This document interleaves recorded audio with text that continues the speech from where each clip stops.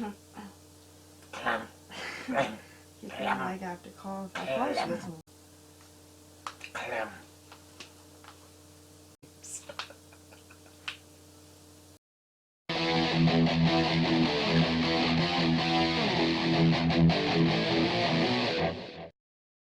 Hey guys, it's Amanda here, your cutie of Carnage.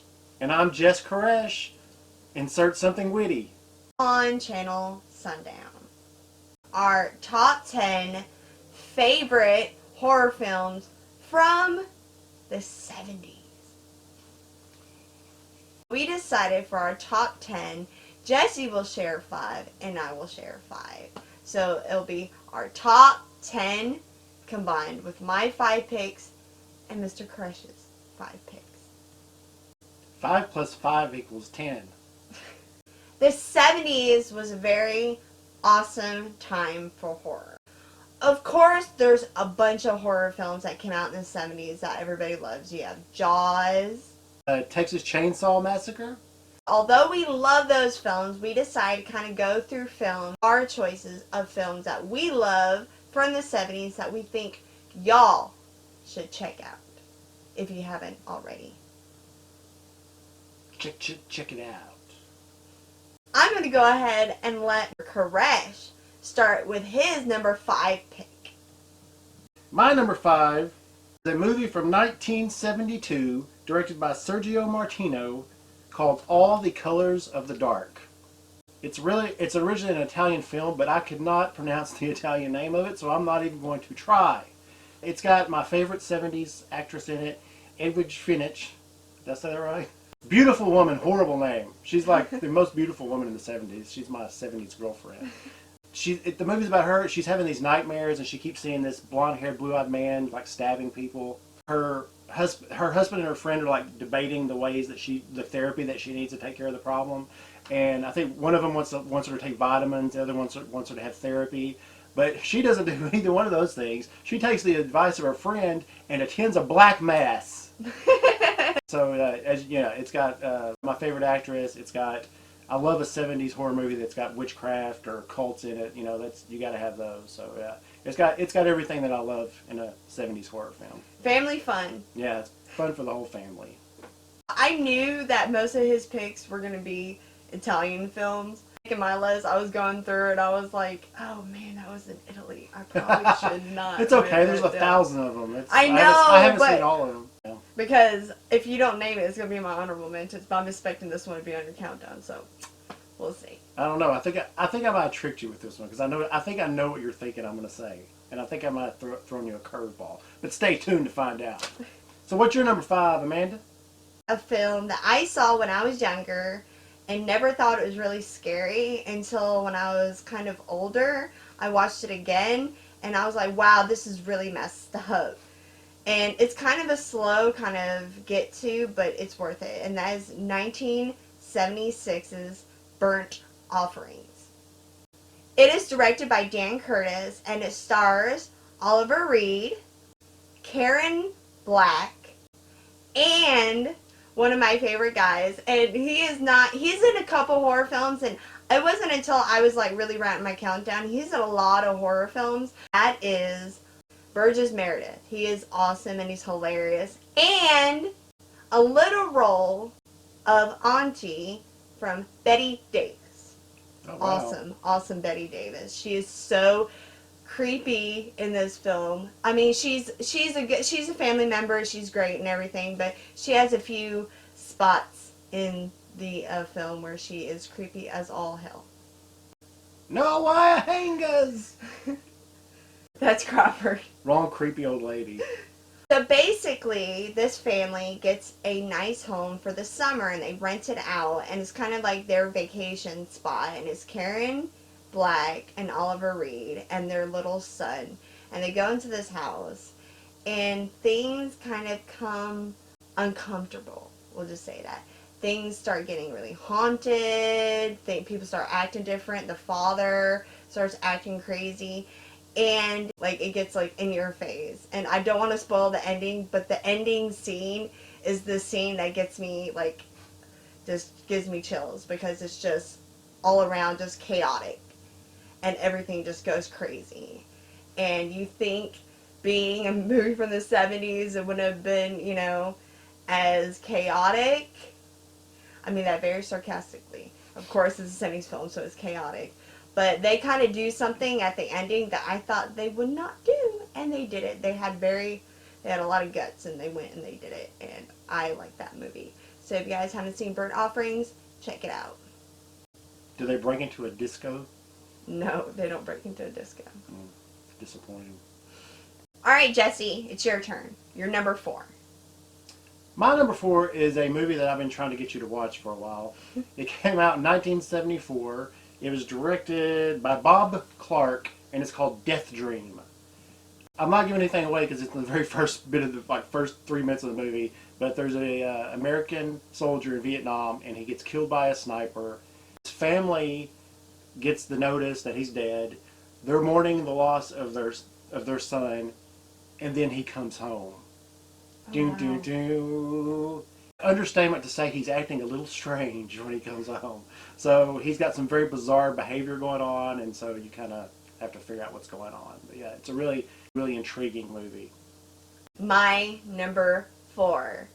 This film is near and dear to my heart because when I was a small kid, my mother did not watch horror films, and she had 2 VHSs that me and my brother worshipped. One of them was Food of the Gods, Part 2, and the other one was 1977, The Day of the Animals, directed by William Girdler.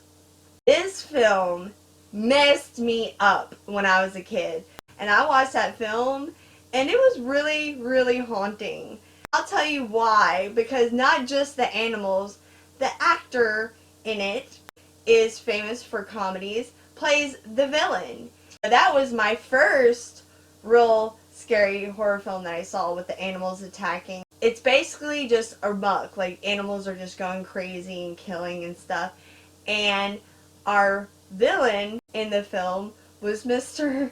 Leslie Nielsen. Before prom night, he was a creepy fella. I'm not going to ruin the film by telling you what he does, but he does some things that are just cringeworthy. And I still, when I watch his films, I think of Day of the Animals, and I get kind of like, ugh. And they're like, but he's so funny. I'm like, yeah, but he's so dirty. And another actress, she was in another film of mine that I love so much, and that's Linda Day George. The female lead from one of my favorite films, Pieces. When I was watching Pieces, I was like, she looks familiar. And turns out she was in Day of the Animals. So, there you go. Well, I knew you were going to say Day of the Animals because you talk about it all the time. I do. I love that movie. I love Leslie Nielsen, but I've never seen it, so I definitely need to watch it. See if you can find that VHS tape over at your mom's place. Actually, I won't need to because I think it's streaming. But it's on a streaming service. I don't remember which one. It's either on Tubi or Shudder. I'm not sure which one, but every time I see it, it reminds me of when I was a kid and watched it all the time. If y'all get a chance to, check it out because it's a riot.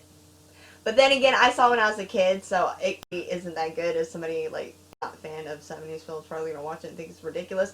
I don't think it's ridiculous. I think it's fantastic. So there you go. I like We Bought a Zoo. Would I enjoy this movie? No. Oh, it's a shame. Jesse, what is your number 3?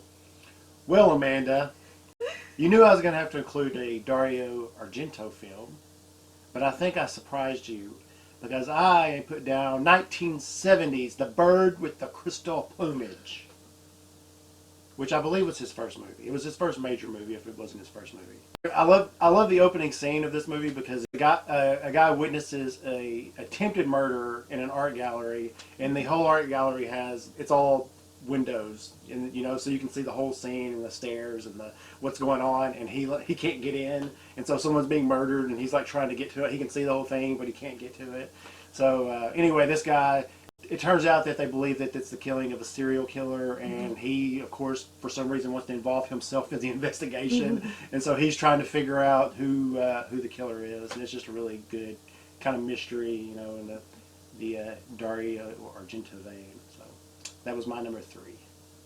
That's funny that you said that, because you know how I really found out about this film is I went and saw Phantom of the Paradise Mm-hmm. when I was visiting out of town, and they had a trailer of that film before. Oh, wow. Yeah, they were doing a showing of that, and I was like, Daria, just I What? never heard of this film. Oh, wow, Checked it that's out, cool. Yeah. Yeah, that's really cool. Yeah. What year did Phantom of the Paradise come out? Oh, what? I know. Are we about to find out? You do your 10 favorite moments from Phantom of the Paradise. 10 reasons Amanda loves Phantom of the Paradise. Here it is, my number 3. Not going to be surprised by any means, because anybody who knows me, I talk about this film all the time. That is 1976. Alice, Sweet Alice. You knew I was going to put this on there. I love this movie. A lot of people are like, oh, it's okay. No, I'm sorry. I love this movie. Alright? It's one of those other films when I saw it when I was younger, and it was like one of those films that was just like different. Nobody's seen it, so I was like, this is so cool. But I like it. It has a young Brooke Shields, directed by Alfred Soul, and this film is really different. Basically, Brooke Shields in it, very young Brooke Shields character, she and her sister go to a communion, and Brooke Shields is being baptized. Something happens to little Miss Brooke Shields. She gets killed. She gets knocked in the head. She gets killed. She plays rock, paper, scissors. Yeah, and this film is just, you're following, Alice, and you're just trying to find out what's going on. It's a lot of weird things. It has kind of a weird kind of John Carpenter, John Waters mix. And the neighbor is freaking creepy, and just everything that happens in that film is just odd, and it's off a little bit, and it's wonderfully absurd. The neighbor is creepy. God, I forgot about that. Yeah. Oh, Yeah, he is so creepy. It's wonderfully absurd. It's just, she's just crazy, and she's bitch, she's awful, and just the characters, you don't know who's coming and going, and the ending, you're just like, what the hell? Like, what is going on here? Yeah. So that's why I love Alice, Sweet Alice, and I think y'all should check it out. I don't know, I think it is streaming right now. I don't remember where, but I think it's streaming. I think it's on Shudder. I think so. But it's a wonderful film. If you guys have not checked it out yet, I think you should. And you guys will not be disappointed. I guarantee it. If you like the strange things, that is. If you're not really into the weird and the strange, then you're probably going to get really kind of feeling like you need a shower. But it's okay. You can take a shower afterwards. We are close to the nitty gritty. What is your number 2, sir? Well, I'm glad you asked. My number 2 is from 1977, and it was directed by Jeff Lieberman. It's a trippy movie called Blue Sunshine. So there's it's crazy. First of all, the movie's insane. Like, these people are like losing they're bald, yes, which I can relate to, and then they start like killing people, and it's like these people are going psychopathic, and they're losing their hair, and you're trying to figure out. And then they figure out that the common link is that they all did this strain of acid 10 years before called Blue Sunshine. And it's turned them all, into crazed killers, and it's great. And there's like fantastic. There's some trippy scenes. There's some disco dancing, and there's a showdown in a mall for some reason at the very end of it, which I don't understand at all, but it's in there. Blue Sunshine is crazy. All right, Amanda, we're ready to take your number 2. My number 2 is going to be, and it has to do with a man and his Horse. His Like a dummy? Yeah, his dummy. His His ventriloquist dummy? Yes. And say it one more time. Ventriloquist. God, this is going to be its own video. And that is 1978 Magic. I love this film. It also has my grandpa man from Grumpier Old Man and Grumpy Old Man, Burgess Meredith. Wow. And stars a very young, before he got his big fame in horror. He was in a little horror film, Mr. Anthony Hopkins. Oh, wow. Yes, sir. Anthony Hopkins. And his love interest, Miss Anne Margaret. Anne Margaret and Meredith, both in Grumpy Old Man and Grumpy Old Men. It's kind of funny how they did that. But yes, it is a fantastic film. And something that is a cool fact that not many people know, and the reason why I jumped into this film, because I read in a magazine that it was directed by Richard Attenborough. Richard Attenborough? Sounds familiar, doesn't it? Of course it is. It is Santa Claus from Miracle on 34th Street, the remake, and the Doctor from Jurassic Park. He directed that film. Yes, he is an actor and director, and he directed that film. It is fantastic. It's about Anthony Hopkins, who does magic, and he also has a little dummy he speaks out of.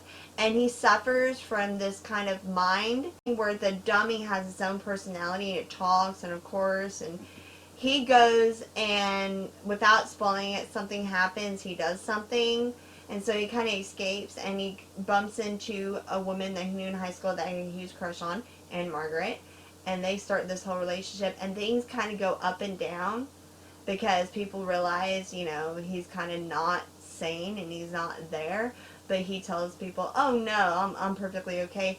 He's not okay. Not really, like, in-your-face horror. It's a very slow burn, but I really enjoyed it just because, of course, the performance of Anthony Hopkins is fantastic, and he really grasps the acting of just him being crazy, and you fear the man's mind versus what he does. And that's why I really appreciate the film, because what you don't know scares you. So the fact that you kind of can dive into this person and their life, and you know, you kind of sympathize with the person at the same time you fear the person. So that's why I really love the film. So that's why it's my number 2 pick for 70s horror films I think everyone should check out. I didn't realize you were such a huge Burgess Meredith fan. Go figure. Right? He's in a lot of films. It wasn't until I was writing stuff down and I was like, oh, wait, he's in that. Yeah, he's in both films. That's crazy. Something you and my grandparents have in common. Alright, Jesse, Mr. JESS KORESH, we are down to the nitty gritty. We are now to our number 1s. But before, wait for it, I would like to hear your honorable mentions, sir. Alright, I've got a couple of honorable mentions. One of them would be 1972's Don't Torture a Duckling, which you won't watch, but that's okay. It's a good movie. 1972's Don't Torture a Duckling. Check it out if you haven't.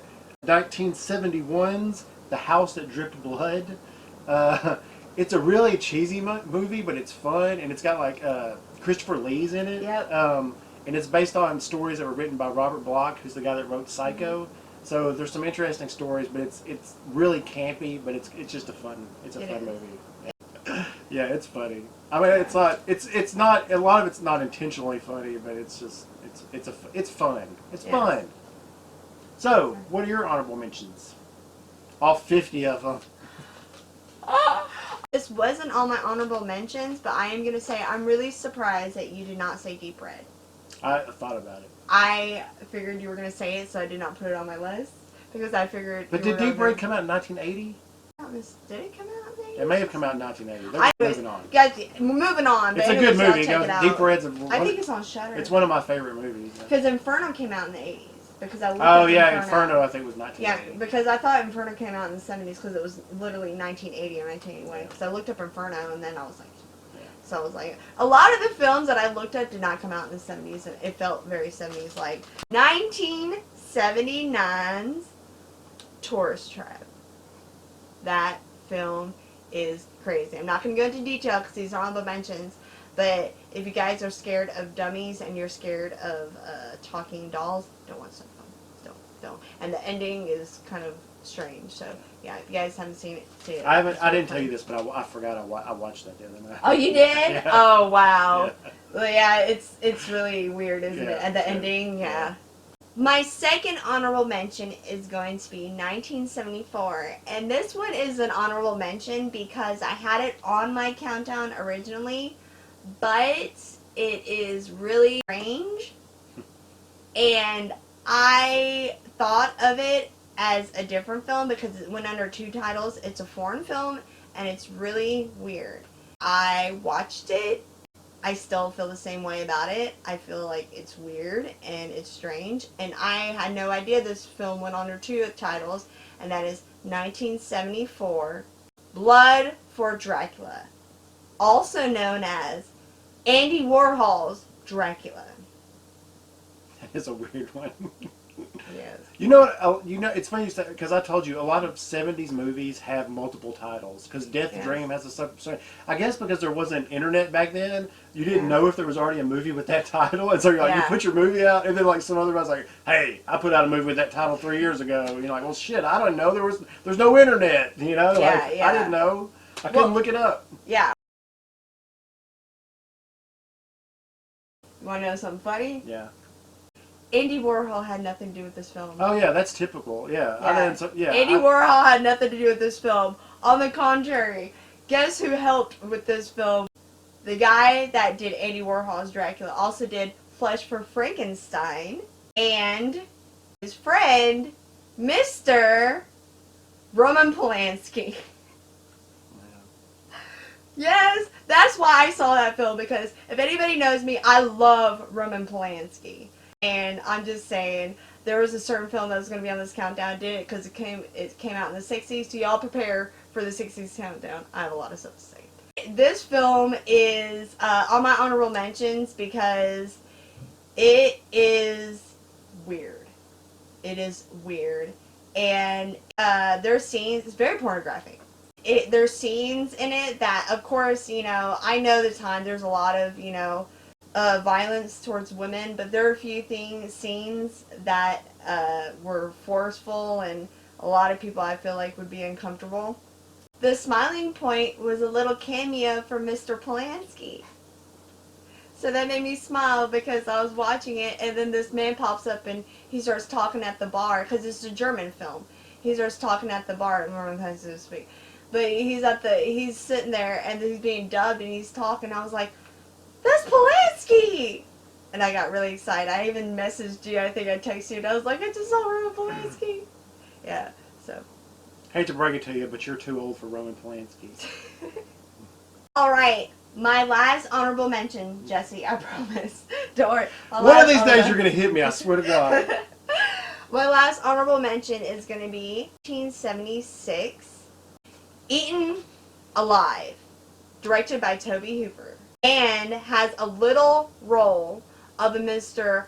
Robert Englund. Englund gets eaten by this giant crocodile alligator. Yeah. Spoiler alert, but that happens. But yeah, he's in it. So those are my 3 honorable mentions. Check it out. When you said it featured a little person that went on to be a big star, I thought you were going to say Peter Dinklage. Oh, no. Oh, sorry. All right. Well, my number 1, moving on. My number 1, I love this movie. It's from 1974, Let Sleeping Corpses Lie. I don't know how to pronounce that guy. The Jorge Grew or something, I think was his last name. I love this movie. To me, this movie was so much fun.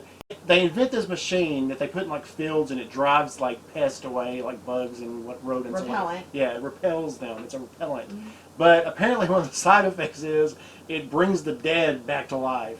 Mm-hmm. And there's this hippie dude who's like driving this cool car. And he ends up picking up this girl and giving her a ride. And you know, like it's a small town, and for some reason they kind of get blamed, like the zombies are committing murders, and they blame the hippies for it, you know. And so they're trying to, like, of course, they can't just like leave it alone. They have to try to figure out what's going on, like a Scooby-Doo mystery or something. And so yeah, it's got hippies and zombies, and it's kind of sci-fi a little bit. But yeah, it's a really fun movie. Yes, I love it this is. movie. It's so classy, trashy. Yeah, yeah. Classically trashy, I guess. Vintage trashy. Yeah, it's got funny parts. Yes. It's got everything.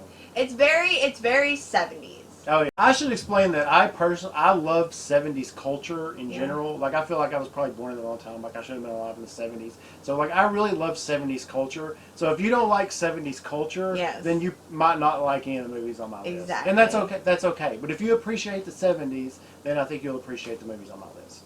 Good deal. All right. Oh, this is so much fun. I'm enjoying this. Well, unfortunately, it's almost over because you got to tell us your number 1. My number one film, huge fan. I'm a huge fan. 1976, The Tenant. The Tenant is fantastic. Directed and starring Roman Polanski. This film is something that you go in it and you're not really knowing what it's very there. There's no, it's all there. You go in and it's very visual. It says what it has to say and does what it has to do. Man moves into this apartment for rent, and it's for rent because the girl that lived in the apartment jumped for her death, and she was in the hospital. And so he kind of goes into that room, and I don't want to give anything away, but things kind of start happening where he kind of, is up and down. He's trying to figure things out. It's very different. It's very visual, but at the same point, it's very plain. I love this film. Tends to take your mind out of the situation and kind of see things in a weird way. And that's what I appreciate about Roman Polanski's films. And The Tenant is fantastic. I love the film. One of those films that you actually really, really need to watch beginning to end. It's good to go in. I know I say this about a lot of films, guys, so forgive me, but it's good to go and take the ride and just totally take the story in and just ride Roman Polanski's Cut. Ride Roman Polanski's what? story. Just take the ride. Just ride Roman Polanski. He won't mind at all. Oh my god, this is so bad. The Tenant is... No more Roman Polanski films for you, young lady. So guys, thank you so much. That was an awesome countdown. I had a lot of fun. Thank you so much again, Mr. JESS KORESH. Not having the same films that I do on my countdown, like we usually do. I know, right? We will be back next week with some more videos and some more countdowns and reviews. So guys, just remember, please, to like and subscribe. Tell your friends. Tell your friends. There you go. Tell your friends, Spread please. the word. Please. Please. Please. Tell your friends. Make some friends. Tell them. After you comment below, are there any films that you guys think that we missed out on? Any films that you think that we left off our countdown that you guys think are better? What's your favorite decade of horror? Why don't you tell us that? Exactly. Why don't you tell us that? Until next time, bye.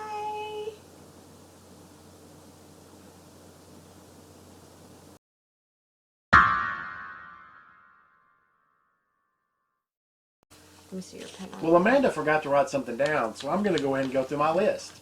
My number 3 is Porky's. If I'm right, then I'll say it. If I'm wrong, I'm gonna be quiet and just. You're gonna be quiet? Yeah. Oh, it's a win-win for me.